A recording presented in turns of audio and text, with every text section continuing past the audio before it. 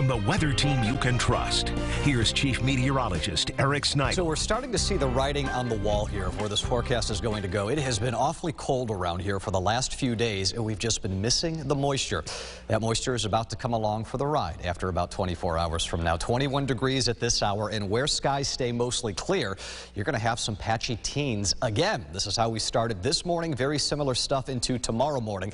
Helping us right now, at least partially, is that partial cloud cover working in and out, acting like a blanket, gives you a buffer of a couple of degrees. The issue is going to be it's not an overcast sky, so it is still going to be quite cold early in the morning before we start to track that. And this has been the blizzard issue in this part of the world and the ongoing severe weather and tornado threat now in this part of the world. We will not deal with a blizzard. We will not deal with severe weather, but rather the something in between that will start affecting us beginning Thursday. Tomorrow's not Thursday, though, so kiddos at the bus stop, kind of like this morning, you're bundled up in lots of layers, but otherwise partly cloudy skies. It will be nice to see at least some partial sunshine again tomorrow.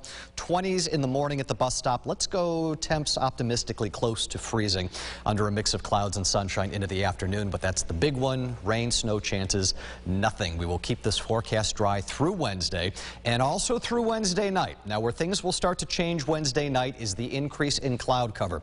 The inevitable progression before the precipitation arrives. I said this earlier. I'm going to stick to these guns here. My hope is that we can sneak in a quiet commute into our Thursday morning. Unless you are driving off to the southwest, you don't want to be driving into this. Some of that pink color that you see could be some freezing rain showing up, and I would prefer we avoid that until you are already at work and school. I'd like to avoid it entirely, but eventually we're going to have to get in on this. This will slide in late morning to lunchtime. Look at the temperatures, though. This is a lot of blue, which would be falling primarily as a lot of wet snow. At 36 degrees, though, and this is 12 noon, not 12 a.m., accumulation is going to be limited at least to start. Now, if it snows hard enough, we can overcome that melting. The snow cascade starts getting going in terms of accumulations here, and this is where ultimately we may net where we get some stickage, if you will, of several inches of snow. Watching into Thursday night here, drier air tries to pull in. Where do we draw that line here? Rochester East especially, it seems like that snow is going to want to keep going before things start to taper off west to east from there. So, major winter storm for us Thursday, Friday.